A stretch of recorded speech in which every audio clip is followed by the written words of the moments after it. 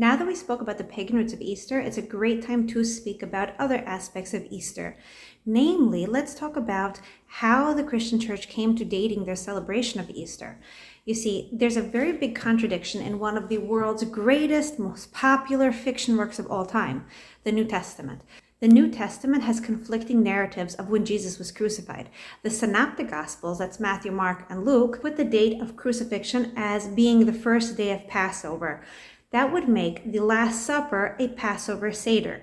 John, however, puts the crucifixion as the day before Passover, the day of preparations. In his book, the Last Supper was a regular meal eaten before the onset of the preparation of Passover. Now, this discrepancy in the New Testament about when Jesus was actually crucified, whether it was before Passover or after the onset of Passover, led to a huge rift in the church. For years, the churches in Asia Minor largely celebrated on the 14th of Nisan, the Jewish month that Passover falls in.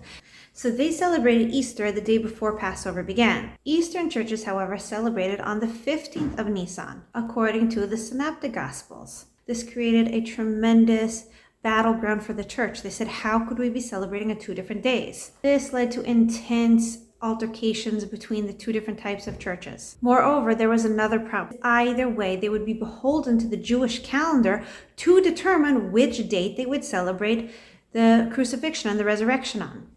You see, the Jewish calendar is different from all other calendars in the world.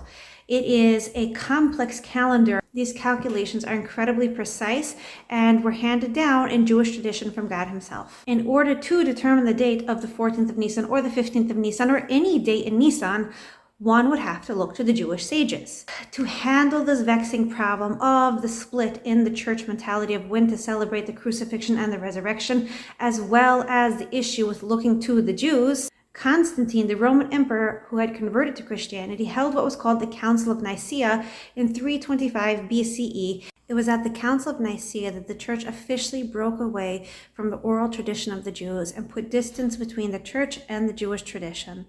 From that point on, Easter Sunday would be celebrated, and the dates of 14th of Nisan and 15th of Nisan would be mostly forgotten, and most people wouldn't even realize that there were discrepancies between the Synoptic Gospels and John.